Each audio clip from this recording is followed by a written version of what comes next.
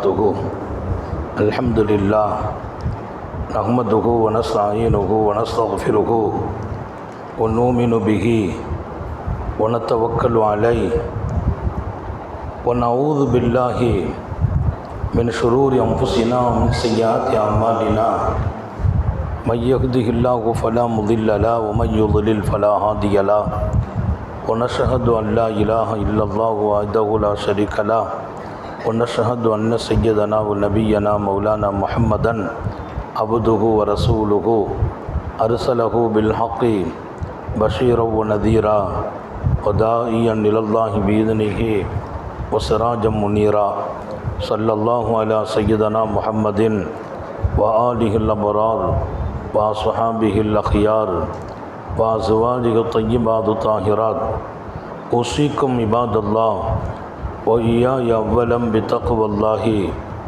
अम्मा बाद फ़अऊज़ु बिल्लाहि मिनश शैतानिर रजीम बिस्मिल्लाहिर रहमानिर रहीम क़ाल नबी सल्लल्लाहु अलैहि वसल्लम मसलुल लज़ी यज़कुरु रब्बह वल्लज़ी ला यज़कुरुहु मसलुल हय्यि वल मय्यित सदक़ नबियुल्लाहि सल्लल्लाहु अलैहि वसल्लम। எல்லாம் வல்ல அல்லாஹுவின் அன்பும் மேலான கருணையும் நமக்கெல்லாம் வந்து சேரட்டுமாக. நமது உயிரினும் மேலான கண்மணி ஹாத்தமுன் நபியின் முஹம்மதுர் ரசூலுல்லாஹி ஸல்லல்லாஹு அலைஹி வஸல்லம் அவர்களின் அன்பையும் ஷஃபாஅத்தையும் பெறுவதற்கு அல்லாஹ் நம் எல்லோருக்கும் தௌஃபீக் செய்வானாக.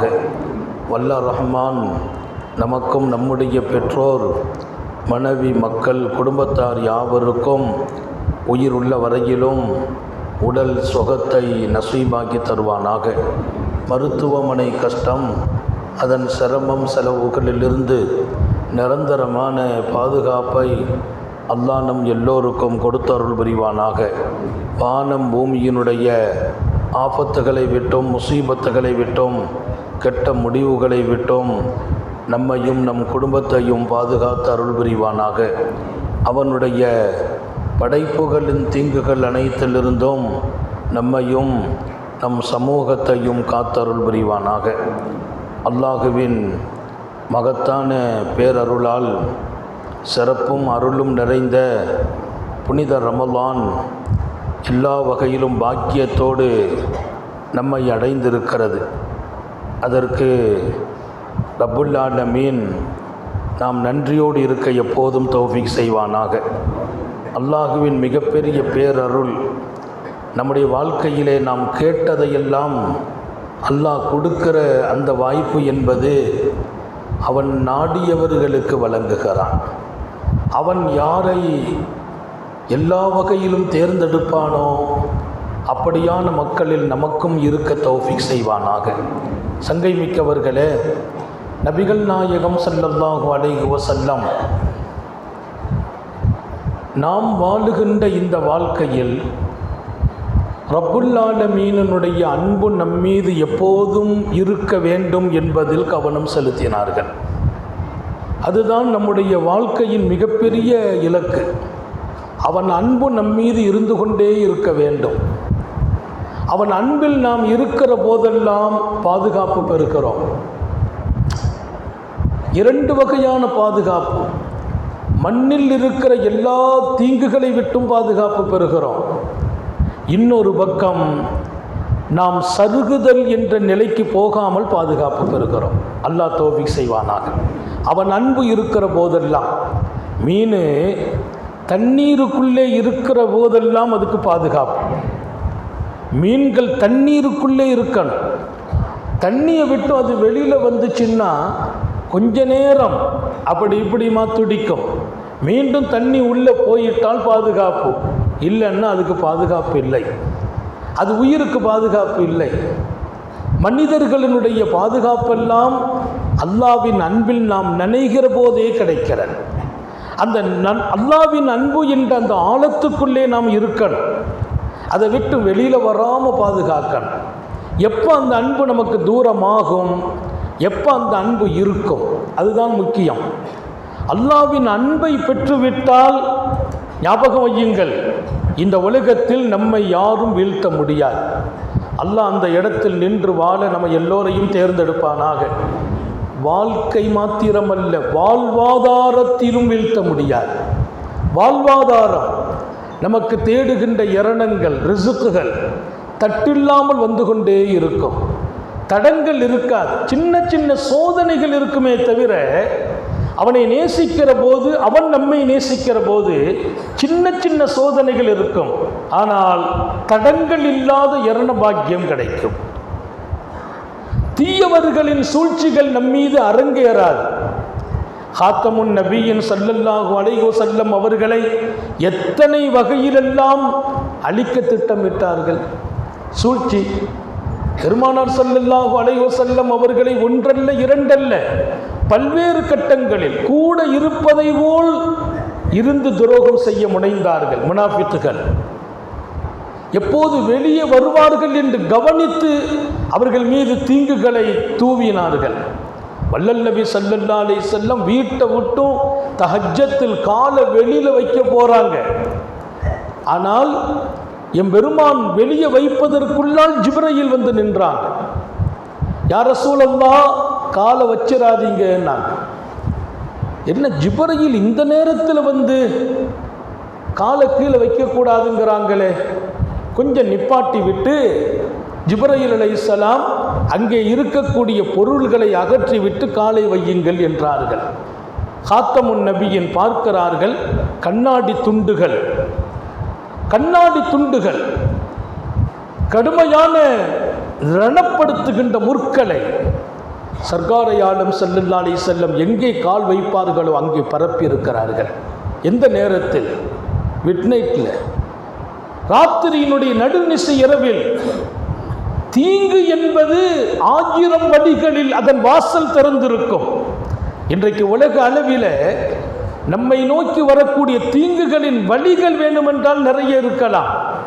எல்லா வழிகளிலும் வருகிற தீங்குகளுக்குள்ளால் நாம போய் சிக்கிவிடக் கூடாது என்பதற்கு அல்லாஹ்வினுடைய அன்பு என்னும் வலைகளுக்குள்ளால் நாம் இருக்க வேண்டும். அந்த நீர் தடாகத்துக்குள்ள முங்கிக் கொண்டு இருக்க வேண்டும். அது நம்மை பாதுகாத்து விடும். எப்படி எம்பெருமான் ஸல்லல்லாஹு அலைஹி வஸல்லம் ரப்புல் ஆலமீனின் அன்புக்குள்ளே இருந்த காரணத்தினால் ஜிப்ரீலை கொண்டே அல்லாஹ் பாதுகாப்பு கொடுத்தான். காலை வைக்கல, கீழே வைத்திருந்தால் கண்ணாடிகளும் முற்களும் பதம் பார்க்கும். அல்லாஹ் உத்தரவு, ஜிப்ரீல் போங்க, பாதுகாத்து விடுங்கள். அப்போ அவன் அன்பில் போய் உட்கார்றதுக்கு என்ன வழி? கொஞ்சம் கவனமாக இருக்கணும். ஏன்னா இது கொஞ்சம் தூக்கம் வர்ற நேரம். நானும் முடிஞ்ச வரைக்கும் சத்தமாத்தான் பேசுகிறேன். அதையும் தாண்டி தூக்கம் வரும். ஏன்னா நம்ம இது மாதிரி விஷயத்தை கேட்கறதுக்கு உட்கார்ந்துட்டா கேட்க விட மாட்டான். நம்ம ஆளு அவன் கேட்கறதுக்கு விட மாட்டான். ஷைத்தான் ஏதாவது ஒரு வகையில் கவனத்தை திருப்பி தூக்கத்தை கொடுத்து இவர் எப்படி ரப்புடைய பாதுகாப்புக்குள்ளே போகலாம், பாதுகாப்பு இவர் கிடைக்கக்கூடாதுன்னு நினைப்பான். நம்ம பாதுகாப்புக்குள்ளே போகணும். அவன் அன்பு நமக்கு இருக்கிற போது பாதுகாப்பு. எதற்கு பாதுகாப்பு? நம்மை சுற்றி இருக்கிற தீங்குகளில் இருந்து பாதுகாப்பு. இன்னொரு பக்கம் சருகுதலில் இருந்து பாதுகாப்பு. எரணங்களின் வாசல் திறக்கப்படும். அல்லாஹ் நம்ம எல்லாருக்கும் தௌபீக் செய்வானாக. ஹதரத் நபியுல்லாஹி மூசா அலைஹிஸ்ஸலாத்து வஸ்ஸலாம் அவங்க அல்லாஹ்ட்ட கேட்டாங்களாம், ரப்பே, உன் நேசம் யாருக்கு, உன் கோபம் யாருக்குன்னு கேட்டாங்க. உன் நேசத்தில் இருக்கிறவங்க, உன் அன்புக்குள்ள வந்து நுழைஞ்சிட்டாங்களே, அந்த தடாகத்தில் முங்கி குளிக்கிறார்களே, அவர்கள் யார்? உன் கோபத்தை, உன் அதிருப்தியை சந்திக்கிறவர்கள் யார்? அந்த ரெண்டையுமே கேட்டுட்டாங்க. நபியுல்லாஹி மூசா அலைஹிஸ்ஸலாம், எனக்கு நீ விளக்கம் தரணும்னு கேட்டாங்க. நான் தெரிந்து கொண்டால் நானும் உன் அன்புக்குள்ளே நினைய வேண்டுமே ரப்பே. நபிமார்கள் ஆசைப்பட்ட இடம். நபிமார்கள் பாதுகாப்பு பெற்றவர்கள், தீமைகளை செய்ய மாட்டார்கள். நபிமார்களுக்கு ஒரு பேர் என்ன தெரியுமா? மஅசூமீன்.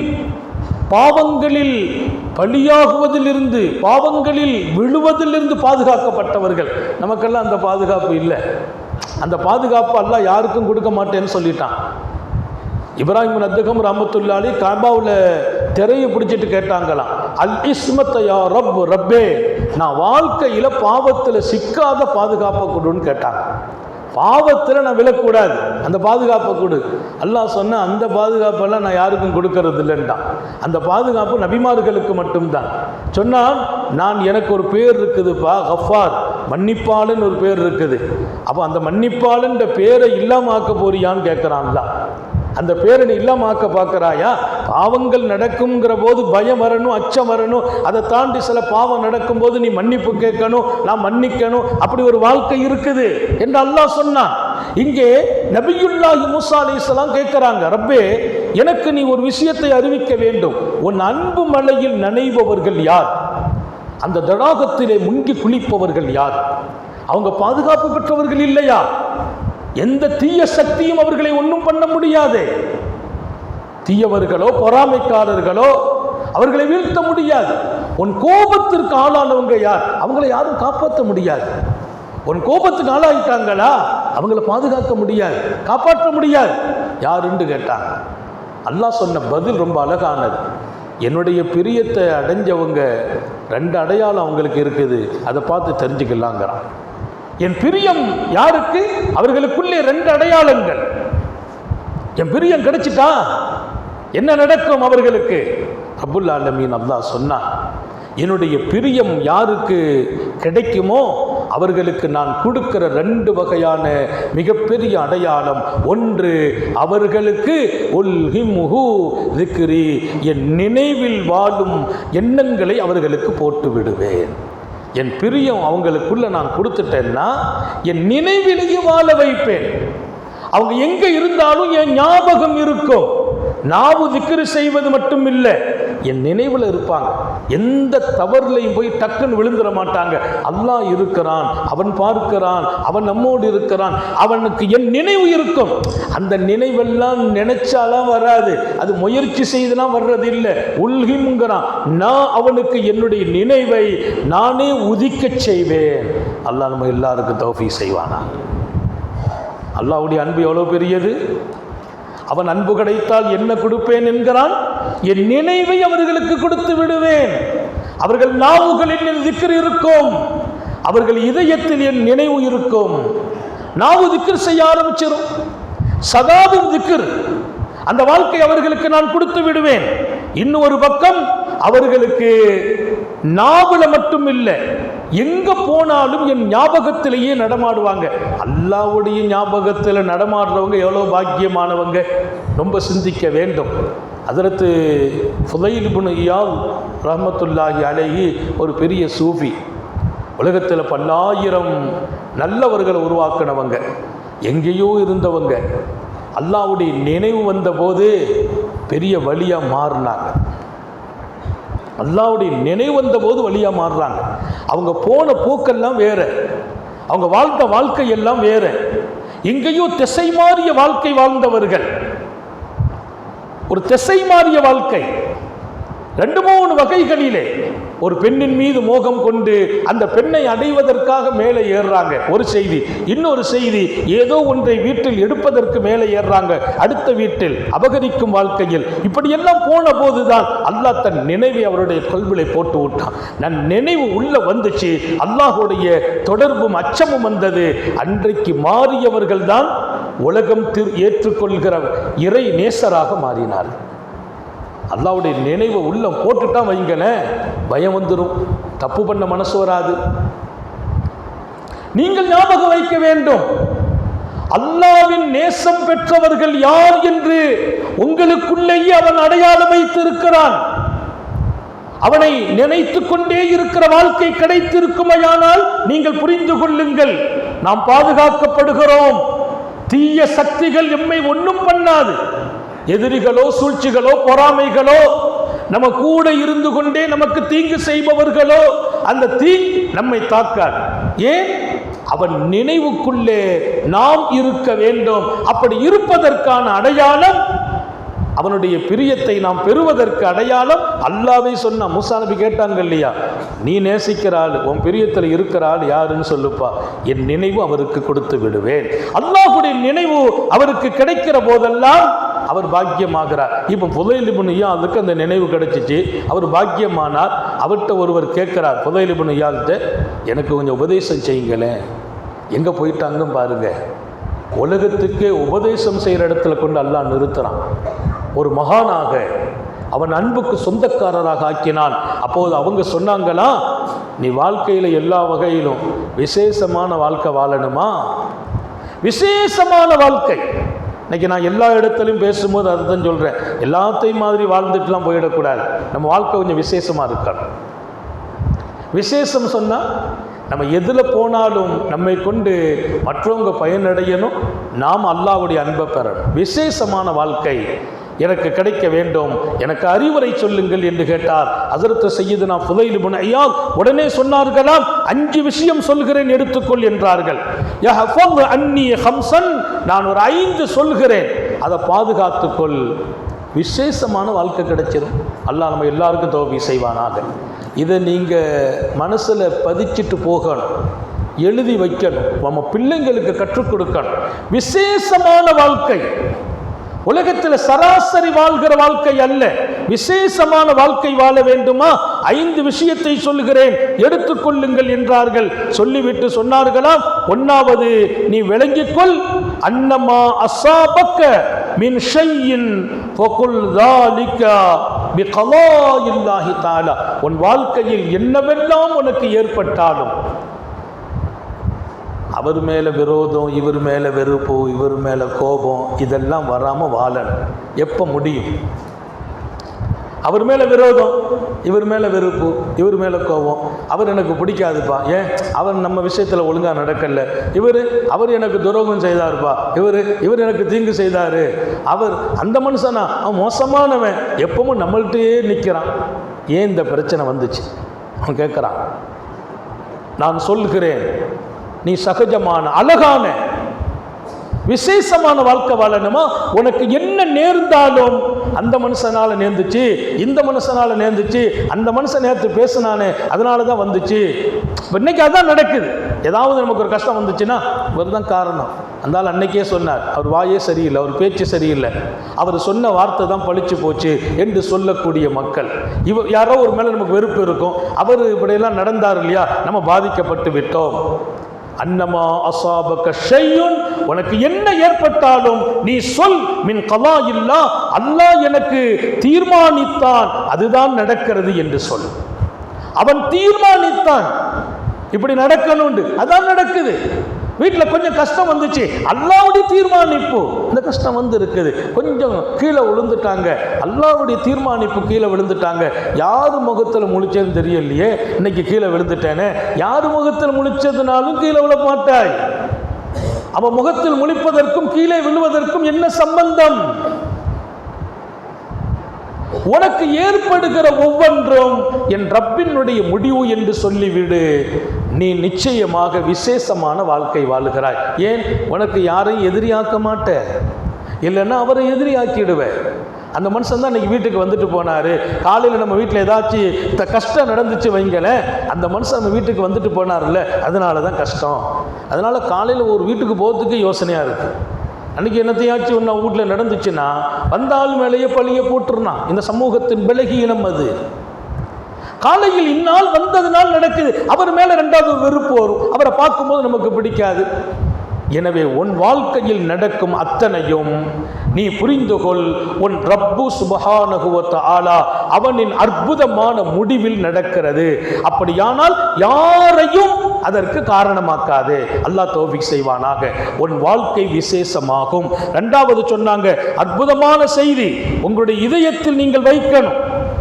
இன்னைக்கு வீட்டில் சொல்லுங்க, நமக்கு என்ன நடந்தாலும் அல்லாஹ்வுடைய நாட்டம் அது நடக்குது, அந்த காரணத்தினால இந்த காரணத்தினால காரணங்களை சொல்லி அல்லாஹ்வின் மீது நீங்கள் மிகப்பெரிய சங்கடங்களை உண்டாக்கிடக்கூடாது. அதனால என்ன ஏற்படும்? உலகத்தில் பல பேரை பகைக்கிறது இல்லை, கூட பிறந்தவங்களே பகைக்க வேண்டியது வரும். உடன் பிறந்தவங்க, அவங்க மேலே அன்பு காட்டுறது கடமை.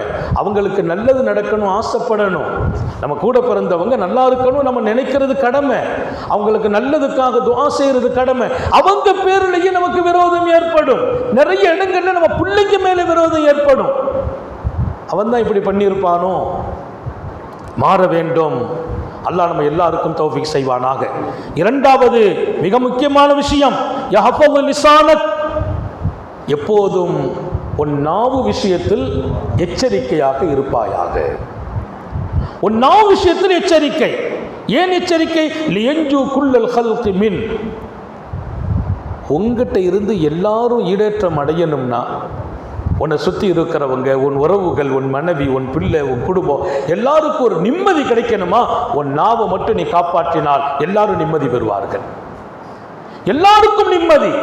உன் நண்பர்களுக்கு, உன் வாடிக்கையாளர்களுக்கு, உன்னை சார்ந்திருப்பவர்களுக்கு, உன்னோடு வேலையில் ஈடுபடுகிறவர்கள், உன் பணியாளர்கள், உன் மனைவி, மக்கள் எல்லாருக்கும் ஈடேற்றம். நீ கொஞ்சம் நேரம் நாவை கவனமாக வச்சுக்க.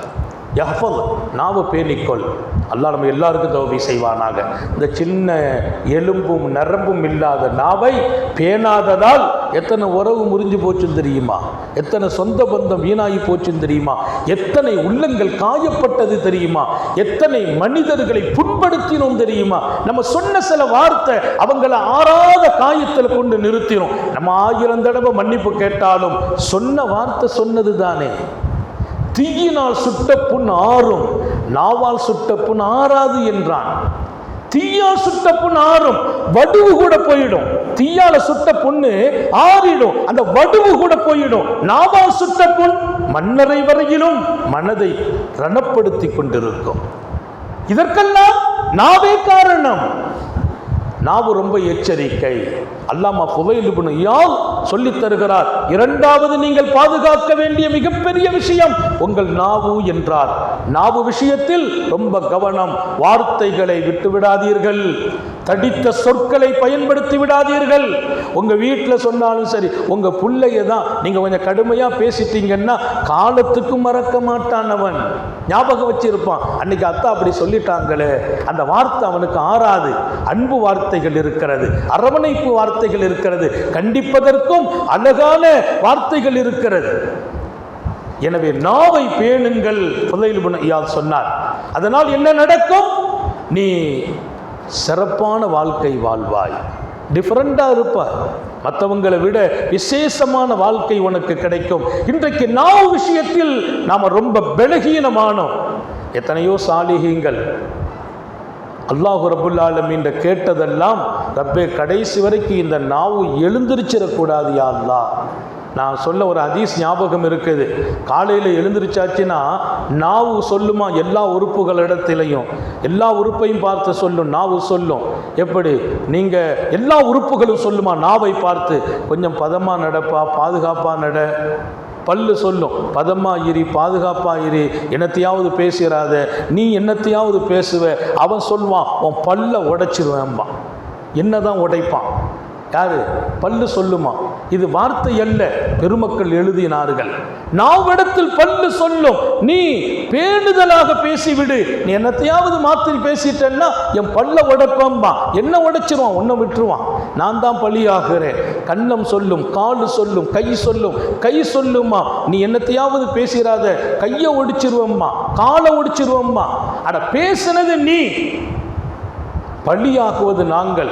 ஒவ்வொரு நாடும் மனித உறுப்புகள் அனைத்தும் நாவிடத்தில் சொல்லுமாம், நீ சரியாக நடந்து விடு, நீ சரியா நடந்தால் எங்களுக்கு பாதுகாப்பு. நீ என்னத்தையாவது குண்டங்க மண்டங்க பேசிட்டேன்னா நாங்க மாட்டிக்கிடுவோம். அவன் கையை ஒடிக்குவான், காலை ஒடிப்பான், பல்ல உடைப்பான், நெத்தியில் அடிப்பான், கன்னத்தில் அடிப்பான், அத்தனைக்கும் நீ தான் காரணம் என்று சொல்லும் என்று ஒரு செய்தியை நான் படித்தேன். அது எத்தனை உண்மையானது! காத்தமுன் நபியின் ஸல்லல்லாஹு அலைஹி வஸல்லம் நாவு விஷயத்தில் ரொம்ப பாதுகாப்பை தருகிறார்கள்.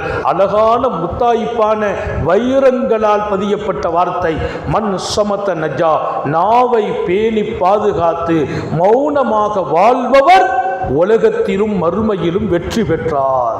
நபிகள் நாயகம். ரத்தின சுருக்கமான வார்த்தை. நாவை பேணி பாதுகாத்தவர், அதிக நேரம் மௌனமாக இருக்க பழகியவர், அவர் வெற்றி பெறுகிறார். எங்கே?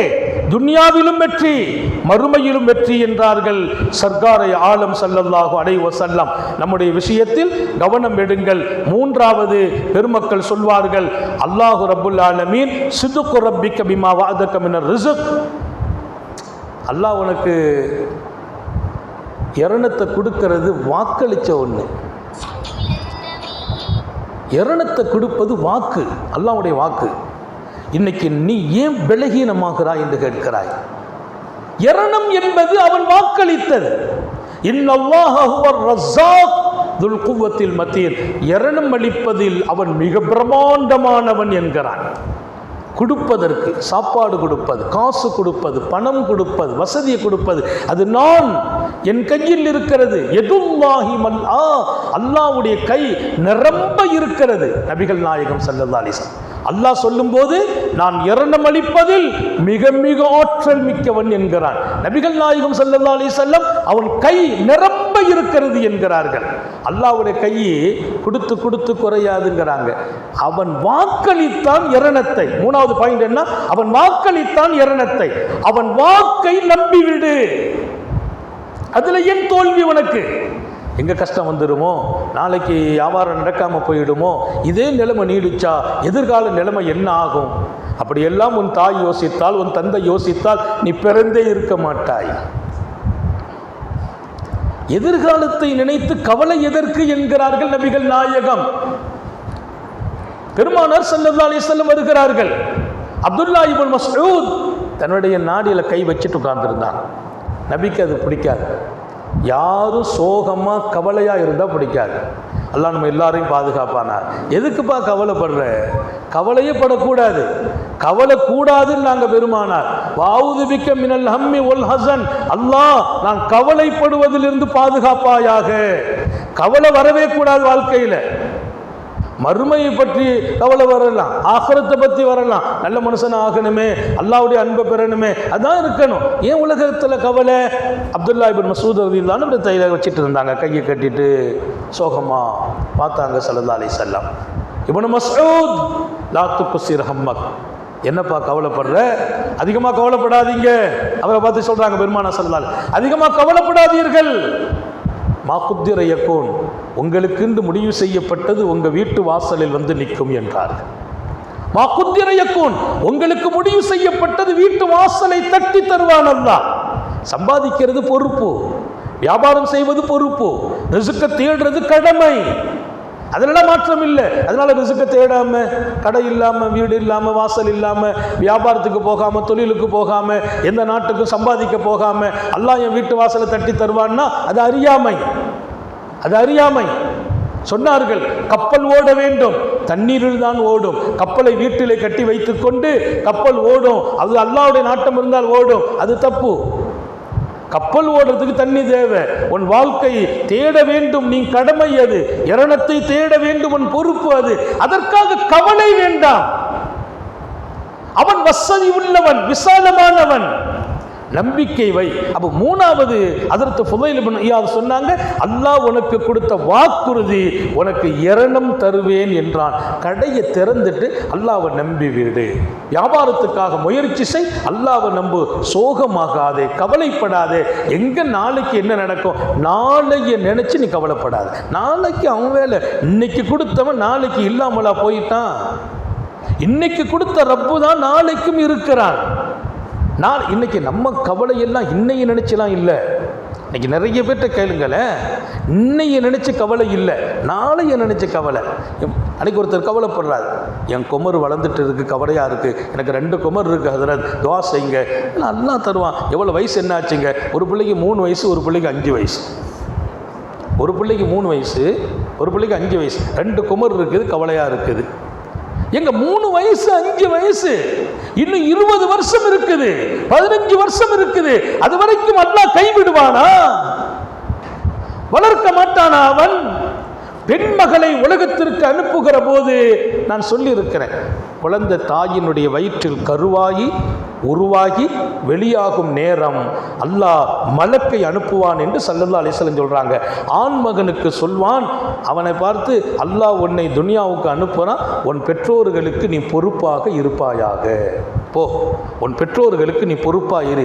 ஆண் மகனுக்கு அனுப்புவான். அப்படி பெண் மகளை அனுப்புவான், மகளே நீ உலகம் செல், உனக்கு நான் பொறுப்பு என்பான். நான் பொறுப்பு. யார் பொறுப்பு? அல்லாஹ்வே பொறுப்பு. பெண் மக்களை பெற்றீர்களா, அந்த பிள்ளைக்கு அவன் பொறுப்பு. அந்த பிள்ளைக்கு மாத்திரமா? அந்த பிள்ளை உங்க கண்ட்ரோல்ல இருக்குது. அப்ப அவளுக்கு ரிஸ்க் கொடுக்கிற போது உங்களுக்கும் சேர்த்து தானே கொடுப்பான் அல்லாஹ். எனவே பெண்மகள் வைத்திருப்பவர்களுக்கு என்ன கவலை? வேண்டியதில்லை. ஆண்மகனை அனுப்பும்போது நீ பவுச்சிக்கப்பா, பெற்றோர்களை கவனிங்கிறான். பெண்மகளுக்கு நாம் பொறுப்புங்கிறான். எனவேதான் உலக வாழ்க்கையில் மிகப்பெரிய விஷயம் குமர் இருக்குதா, அல்லாஹ்ட்ட துஆ செய்யுங்க, அவன் பொறுப்புல இருக்குது, அவன் கரை சேர்த்து விட்டுடுவான். அவனுடைய பொறுப்பு. முயற்சி நம்மை சார்ந்தது, அது ரொம்ப கவனம். அசத்து சொல்லிட்டாங்க, அதனால நான் வியாபாரத்தில் நிப்பாட்டிட்டு பள்ளிவாசலை போய் உட்கார போறேன்னு வந்துடாதியோ. அனுமதியே இல்லை. கடையை பூட்டிட்டு பள்ளியில் வந்து உட்காரத்துக்கு அனுமதி இல்லை. வியாபாரத்தை நிறுத்திட்டு பள்ளிவாசல்ல சதாவும் 24 மணி நேரம் பள்ளிவாசல்ல இருந்தா நீ குற்றவாளி. பள்ளிவாசல் வணங்க வேண்டும். அல்லாஹ் சொன்னான், அருள் நிறைந்த ஜும்மா தொழுகைக்கு கூப்பிடும் போது பள்ளிவாசலில் வாங்கு சொன்னால் ஜும்மாவுக்கு வந்து விடுங்கள். தொழுகை முடிஞ்சிச்சா வெளியில போங்கிறான். பூமியில் பரவி விரிந்த மண்ணில் விசாலமாய் அவன் இரணத்தை தேடுங்கள். இரணத்தை தேடுவதும் கடமை. தலபுல் ஹலாலி ஃபர்துன் பஅதல் ஃபரீலா. ஹலாலான இரணத்தை தேடுவது அல்லாவின் கடமைகளுக்கு பின்னால் மிகப்பெரிய கடமை. தொழுகை எப்படி கடமையோ, நோன்பு எப்படி கடமையோ, உன் பிள்ளைக்காக உணவை தேடுவதும் கடமை, உனக்காக இரணத்தை தேடுவதும் கடமை. ஆனால் கவலை வேண்டாம், நம்பிக்கை இழக்காதே. நீ அல்லாஹ் கொடுப்பான்கிற நம்பிக்கையில விலகீனம் வரக்கூடாது என்றார்கள். ரொம்ப முக்கியம். அப்போ மூணாவது விஷயம் ரொம்ப ஞாபகம் வையுங்கள், சிதக், நம்பிவிடு. மா வஅத ரப்புக் மினர் ரிஸ்க், இரணத்தை அல்லாஹ் உனக்கு கொடுப்பதாக வாக்களித்தான், நம்பு. நீ கடை போடும் போது 2 ரக்காத்து தொழணும். அல்லாஹ் நான் ஒரு கடை வைக்கிறேன், ரிஸ்க்கு நீ வாக்களிச்சிருக்கிற, நான் தேடுகிறேன், இதற்கு நீ தௌஃபீக் செய். அவன் வாசலை திறந்து வைப்பான். எந்த இரணத்தையும் தேட வேண்டும், நம்பிக்கை அவன் மேல இருக்கணும், மற்ற மேலாம் நம்பிக்கை வரக்கூடாது. அல்லாஹ் நம்ம எல்லாருக்கும் தௌஃபீக் செய்வான். ஓ வாழ்க்கை விசேஷமாகும் என்றால் 3 அம்சங்களை சொல்லி இருக்கிறேன். இங்கே வாருங்கள். ஹஜ்ரத் நபியுல்லாஹி மூசா அலைஹிஸ்ஸலாம் அல்லாஹ்ட்ட கேட்கிறாங்க, நீ பிரியப்படுற ஆள் யாரு? உன் கோபத்தை சந்திச்ச ஆள் யாரு ரப்பே? உன் பிரியத்தில் இருக்கிறவங்க பாக்கியமானவங்க இல்லையா என்று கேட்டாங்க. அல்லாஹ் சொன்னான், நான் ஒருத்தரை பிரியப்பட்டா 2 அடையாளங்களை வச்சிருவேன். ஒன்று, அவருக்கு என் நினைவை கொடுத்து விடுவேன். எப்போதும் என் நினைவில் இருப்பார். எந்த அளவுக்கு? அவர் நாவிலே திக்ர் வெளியாகும், அவர் உள்ளத்தில் என் சிந்தனை இருக்கும். எங்க போனாலும் வந்தாலும் எதில் ஈடுபட்டாலும் அல்லாஹ் நம்ம கூட இருக்கிறாங்கிற சிந்தனையை உண்டாக்கி விடுவேன். நம்பர் 1. நம்பர் 2, அவரை என் கோபம் எங்கே ஏற்படுமோ, என் வெறுப்பு எங்கே ஏற்படுமோ, என் தண்டனை எங்கே ஏற்படுமோ அங்க போகாமல் அவருக்கும் அதற்கும் இடையே தடுப்பை ஏற்படுத்துவேன். சுப்ஹானல்லாஹ். நான் சொன்ன பாருங்க, அல்லாஹ்வுடைய அன்பு நமக்கு கிடைத்து விடுமையானால் எப்படி தண்ணீருக்குள்ளே மீன் இருப்பது அதற்கு பாதுகாப்போ, வெளியே வந்தால் பாதுகாப்பு இல்லையோ, அதை போல அவன் அன்புக்குள் நான் இருந்தால் நமக்கு பாதுகாப்பு. என்ன பாதுகாப்பு? என் வெறுப்பும் கோபமும் தண்டனையும் எதனால் கிடைக்குமோ அந்த இடத்துக்கு அந்த ஆளை போக விடாம நான் தடுத்து வச்சுக்கிடுவேங்கிறான். நீ போக முடியாது. அங்கே ஒரு தப்பு நடக்குது, உன் காலை நடக்க விடாம அல்லாஹ் பிடிச்சிக்கிடுவான். ஏன் பிடிச்சிக்கிறான்? நீ போனால் என் கோபம் வந்துடும், நீ என் நேசத்துக்குள்ளே இருக்கிறாய், என் கோபத்தை உனக்கு கொடுக்க மாட்டேங்கிறான் அல்லாஹ். அவன் கண்ட்ரோல். நம்ம ரிமோட் அவன் கையில் இருக்கும், நம்ம ரிமோட் அவன் கையில் இருக்குது. அல்லாஹ் ஏற்கனவே சொன்னா எல்லாருடைய ரிமோட்டு என் கையிலங்கிறான். முன்னெற்றி அன்னைக்கு ரிமோட்டுங்கிறான், அன்னைக்கு முன்னெற்றி ரோமம் என் கையில் இருக்குங்கிறான் அல்லாஹ். எல்லாருடைய முன்னேற்றி ரோமம் என் கையில், நான் பிடிச்சி இழுத்தா முடிஞ்சிச்சு. உங்களுடைய கண்ட்ரோல் அவன் கையில். அப்ப நான் ஒருவரை நேசிக்கிறேன் என்றால் என் நேசத்துக்குள்ளே அவர் வந்து விடுவாரையானால் 2 பாக்கியம். ஒன்று, என் நினைவில் எப்போதும் வாழ்ந்து கொண்டிருப்பார், என் நினைவை அவருக்குள் கொடுத்து விடுவேன். இன்னொன்று, கோபம், தண்டனை, வேதனை எதனால் கிடைக்குமோ அங்கே அவர் போக விடாமல் தடுத்து விடுவேன். அல்லாஹ் நம்ம எல்லாருக்கும் தௌபீக் செய்வானாக. அப்ப உன் வெறுப்புக்கும் கோபத்துக்கும் ஆளானவங்க அவங்களை எப்படி தெரிஞ்சுக்கிறது? அவங்களுக்கும் 2 அடையாளம் வச்சிருக்கேன். உன் வெறுப்புக்கு ஆளானவர், உன் கோபத்துக்கு ஆளானவர். இன்னைக்கு நிறைய பேரை சொல்ல முடியாது, அவன் எல்லாம் அல்லாஹ்வுடைய வெறுப்புக்குள்ளவன், கோபத்துக்கு ஆளானவன் அப்படின்னு நம்ம சும்மா சொல்லிட்டு இருப்போம். அப்படிலாம் சொல்லக்கூடாது. 2 அடையாளம் வச்சிருக்கிறேன். என்ன அடையாளம்? அவரை என் நினைவு வருவதை மறக்கடிக்கப்படும் நிலையை கொடுத்து விடுவேன். என் நினைவே வராது, அவருக்கு என் நினைவே இருக்காது, திக்ர் செய்கிற வாய்ப்பே இருக்காது. காலையில் கூட தப்பித்தவரி சுப்ஹானல்லாஹ் சொல்லாம சலாம் கொடுத்தோன்னே இஞ்சி ஓடிடுவார். சலாம் கொடுப்பாங்க, சுப்ஹானல்லாஹ் ஓதுற வாய்ப்பு கிடைக்காது. தொழுகையில் ஏதாவது ஞாபகத்தை கொடுத்துருவேன், அங்கங்கே சுற்றிக்கிட்டே நிற்பார். அந்த கடை எவ்வளோ, இந்த கடை எவ்வளோ, அந்த வியாபாரம் எவ்வளோ, அந்த என்ன இந்த அதே இருக்கும். சுப்ஹானல்லாஹ் சமிஅல்லாஹு லிமன் ஹமீதா ஓடிக்கிட்டே இருக்கும். தொழுகைக்குள்ளே திக்ரு தான், தொழுகைக்குள்ளே குர்ஆனுடைய ஆயத்து, தொழுகைக்குள்ளே சுப்ஹானல்லாஹ், தொழுகைக்குள்ளே அல்ஹம்துலில்லாஹ் எல்லாம் இருக்குது. எல்லாமே அவருக்கு ஞாபகம் இல்லாமலே ஓடிக்கிட்டு இருக்கும். அப்படி ஓடுமா? அவன் வெறுப்புக்கு நீங்கள் ஆளானவர்கள், அவன் கோபத்திற்கு ஆளானவர்கள். அல்லாஹ் நம்மை பாதுகாப்பானாக. என் நினைவை மறக்கடித்து விடுவேன். யாரை நான் கோபப்படுகிறேனோ, யாரை வெறுக்கிறேனோ, என் நினைவு மறந்துவிடும் அவருக்கு. அப்ப நீங்க கேட்கலாம், நம்ம தொழுகிறோமே, திக்ர் செய்யறோமே, எந்த ஒன்றிலையும் அவன் நினைவு இருக்காது. சும்மா சொல்லுவான் சுப்ஹானல்லாஹ் சுப்ஹானல்லாஹ் சுப்ஹானல்லாஹ். உயிரில்லாத சுப்ஹானல்லாஹ், உயிரில்லாத தொழுகை. இன்னைக்கு அதுதான் இந்த மக்களில் பல பேர்களை பாதித்து கொண்டிருக்கிறது. அது அல்லாஹ்வுடைய வெறுப்பும் கோபமும். 2வது ரப்பே இன்னொரு அடையாளம், எங்க போனா என் கோபம் இறங்குமோ, என் வேதனை இறங்குமோ, அங்க போறதுக்கு வழியை திறந்து விட்டுருவேங்கிறான் அல்லாஹ். அங்க இடத்துல பாவமான நிகழ்ச்சி நடக்குது, அங்க போனா என் கோபம் வந்துடும், என் வெறுப்பு அவன் மேல இறங்கிரும், அந்த இடத்துக்கு விட்டுருவேன், போட்டுமேன்னு விட்டுருவேன். முதல்ல உள்ளவரை கட்டி பிடிச்சி இழுத்துருவேன் போவிடாம. இப்ப நீங்க விளங்கிக்கங்க.